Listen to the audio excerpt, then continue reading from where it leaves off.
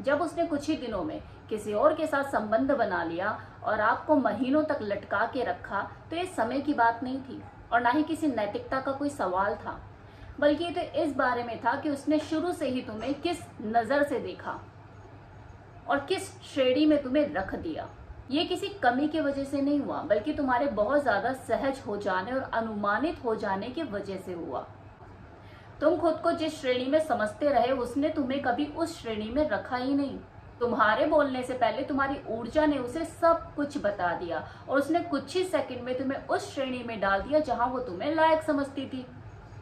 देखिए, पुरुष ना 3 तरह के होते हैं औरत की नजर में। एक तो आकर्षक, दूसरा प्रदाता और तीसरा दोस्त। आकर्षक पुरुष वो लड़का होता है जिसके साथ उसे समय बिताना पसंद होता है, जब वो अच्छा महसूस करती है, वो क्वालिटी टाइम उसके साथ स्पेंड करती है। प्रदाता वो लड़का जिससे वो अपनी अहमियत को दर्ज कराती है, अपनी पुष्टि कराती है, जो उसे इमोशनल सिक्योरिटी भी देता है।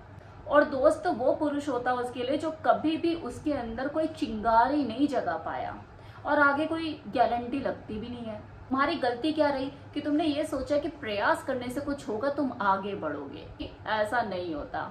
आप ये सोच रहे होते हो कि आप ऊपर चढ़ रहे हो, उसके दिल में अपनी जगह बना रहे हो, लेकिन आप वर्गीकृत पहले ही हो चुके होते हो। जब तुम एक बार गलत खाने में पटक दिए जाते हो तो तुम एक अनावश्यक पृष्ठभूमि बन के रह जाते हो, जिसे कोई सुनना नहीं चाहता। बस कभी कभी सहला दिया जाता है, पूछ लिया जाता है। जैसा कि मैंने कहा कि पुरुष को 3 श्रेणी में बांटा जा सकता है: आकर्षक पुरुष, स्थिर पुरुष और तीसरा सहारा देने वाला पुरुष।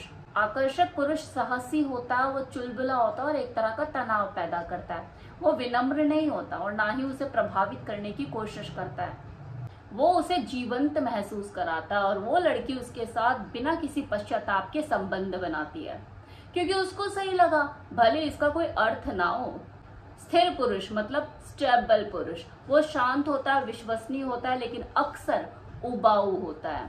कोई लड़की उसके साथ अपना भविष्य तो देख पाती है, लेकिन रोमांच नहीं देख पाती। वो खुद के लिए उसे फ्यूचर मेकर जरूर समझती है, लेकिन उसको लेकर कोई कल्पना नहीं कर पाती। इमेजिनेशन में वो इंसान उसके नहीं छा पाता कि मैं इसके साथ ऐसे करूं या उसके साथ ये एक्सपेरिमेंट करूं, मैं इसके साथ वहां जाऊं, मैं ये करूं। अपनी फैंटेसी वो उसके साथ नहीं जी पाती, वो उसको उस पॉइंट ऑफ व्यू से नहीं सोच पाती।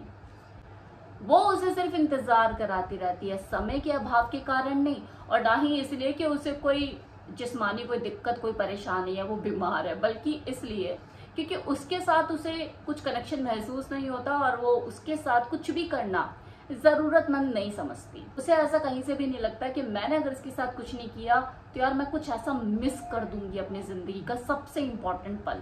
नाउ तीसरा, सहारा देने वाला पुरुष। वो जो मदद करता है, चिंता करता है, पक्ष लेता है और बिल भी भरता है। वो स्नेह का पात्र तो बनता है, लेकिन चाहत नहीं मिल पाती उसे उस लड़की की वो प्रशंसा, वो सराहना जरूर मिलती है, लेकिन अतरंगता नहीं मिल पाती। अब आप जरूर इस बात को सोच रहे होंगे कि यार सब कुछ तो वो मुझसे शेयर करती है, अपने हर दुखड़े, हर प्रॉब्लम मुझे बताती है, फिर संबंध किसी और से क्यों बनाती है। अब आपको जरूर समझ में आ गया होगा कि आप उसके लिए क्या है और उसने आपको किस श्रेणी में रखा हुआ है।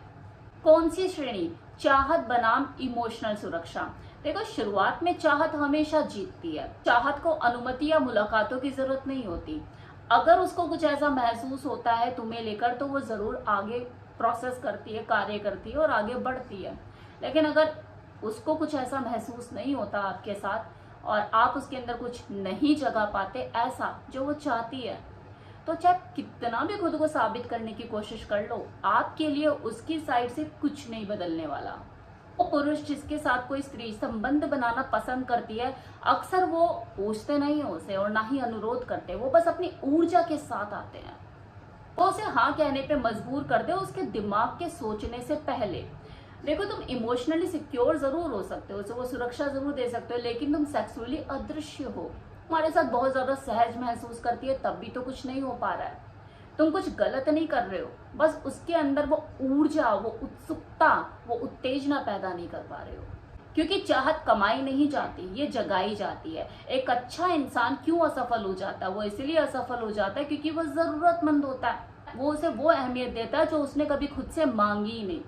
भावनाओं को खरीदने के लिए वो तोहफे देता है वो पहले टेक्स्ट करता है, दोबारा टेक्स्ट करता है और लास्ट में भी टेक्स्ट करता है, और अगर वो उसके टेक्स्ट का जवाब ना दे तो मुंह बना लेता है।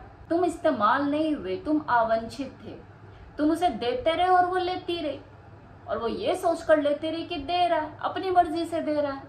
तुम्हें लगा ये पैसे की बात है, लेकिन नहीं, लड़की कभी पैसा याद नहीं रखती, वो प्रभाव याद रखती है। वो पुरुष जिसके साथ कोई स्त्री जल्दी संबंध बना लेती है, वो उसे घबराया हुआ सा महसूस कराते हैं, एक तनाव पैदा करते हैं, विश्वास के साथ आगे बढ़ते हैं। और ऐसा जरूरी नहीं कि वो हमेशा आकर्षक ही हो, लेकिन वो अडिग जरूर होते हैं। वो उन्हें समझ नहीं पाती, और क्योंकि वो उन्हें समझ नहीं पाती इसलिए तो आकर्षित होती है, क्योंकि वो उसे सोचने पे मजबूर करते हैं। यही सोच तनाव पैदा करती है, तनाव जिज्ञासा लेकर आती है, और यही जिज्ञासा बिना किसी तर्क के उस लड़की को उस लड़के की तरफ खींचती ले जाती है। सी, पैसे हो या टेक्स्ट या किसी तरह का कोई नकारात्मक प्रभाव, अगर वो लेने की इच्छुक नहीं है तो देना बंद करो। ज्यादा तारीफें करोगे तो आंखें घुमा लेगी, जल्दी पैसे दोगे तो प्रदाता समझने लग जाएगी। देखो, उदारता काम करती है, लेकिन ये उदारता वही काम करती है जब दो लोगों के बीच में चाहत पहले से ही मौजूद हो। चाहत ना हो ना तो ये दिए हुए उपहार रिश्वत जैसे लगते हैं, जैसे तुम उसकी भावनाओं का सौदा कर रहे हो संबंध बनाने के लिए। कोई लालची स्त्री हो तो जरूर लालच के चलते संबंध बना भी ले, लेकिन वो स्त्री जो कि अडिग है, सक्षम है, जो खुद की वैल्यू जानती है, वो कभी भी संबंध उसी से ही बनाएगी जिसके साथ वो कनेक्शन महसूस करेगी, जो उसे जोखिम जैसा लगेगा। आकर्षण देखो किसी मजाक या कोई घटिया लाइन के बारे में नहीं है, बल्कि ये तो ऊर्जा के बारे में है। धीरे बोलो, कम बोलो, लेकिन ज्यादा ठहरो। उसको जीतने के लिए नहीं, बल्कि उसको परखने के लिए इस आकर्षण का इस्तेमाल करो।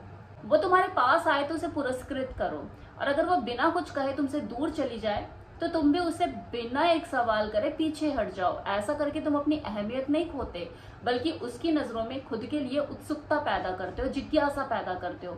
आकर्षण वही काम करता है जिसको लेकर कोई भविष्यवाणी नहीं कर पाता, जिसे ये समझ नहीं आता कि यार मैं दूर गई तो इसे कोई फर्क नहीं पड़ा क्या।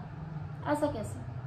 कभी भी उस इंसान को अपनी ऊर्जा मत दो जो कि पहले से ही तुमसे आकर्षित नहीं है, तुम्हारे अंदर इंटरेस्ट नहीं रखता है। तुम निवेश से आकर्षण नहीं बनाते, तुम प्रभाव से आकर्षण बनाते हो। उससे पहले तुम्हारे अंदर अपनी रुचि को साबित करने दो, तब तुम अपना बटुआ खोलो, अपना समय खोलो, अपनी आत्मा उसके सामने खोलो। ये बात बात पे ऑडिशन देना बंद करो, अप्रूवल की भीख मत मांगो उसे। तुम खुद को ऐसा उसे महसूस कराओ कि तुम अपने आप में पुरस्कार हो। देखो, तुम इसलिए रिजेक्ट नहीं हुए कि तुम अच्छे नहीं थे, तुम इसलिए रिजेक्ट हुए कि तुम उसके अंदर उसकी ऊर्जा को हिला नहीं पाए। जिसके साथ उसने संबंध बनाया उसने कभी भी कोशिश नहीं करी, उसे इम्प्रेस करने की कोशिश नहीं करी, बल्कि वो शांत रहा और अपनी मौजूदगी को उस तक पहुंचा पाया। उसने उसके वो एहसास जो है, जो उसके दबे एहसास थे, उसे जगा पाया, और वो देखते ही देखते उसके दायरे में आ गई, क्योंकि वो उसके दायरे से ज्यादा मजबूत था। तुम जरूरत बता रहे थे, वो अपना वर्चस्व साबित कर रहा था। तो अपनी ऊर्जा को बदलो, उसका जवाब खुद ब खुद बदल जाएगा। लेकिन एक चीज का ध्यान रखे, जिसने आपको पहले से ही रिजेक्ट कर दिया है, आपको वर्गीकृत कर दिया है, उसके सामने खुद को बदलने की कोई खास जरूरत नहीं। इसका कोई फायदा मिलने वाला नहीं है, क्योंकि उसने आपका वो असल रूप देखा हुआ है, वो आपकी वास्तविकता जानती है। तो आप परत भी चढ़ाओगे ना तो वो आर्टिफिशियल ही लगेगी। ये उस लड़की पे काम करेगा जो आपको नहीं जानती है, जो आपका पास्ट नहीं जानती, आपका प्रेजेंट नहीं जानती, आपका फ्यूचर तो वो क्या ही जानेगी। जहां पर आप अपनी पहली पारी खेलोगे, जिसके लिए आप अननोन हो। तो इस चीज का ध्यान रखिएगा।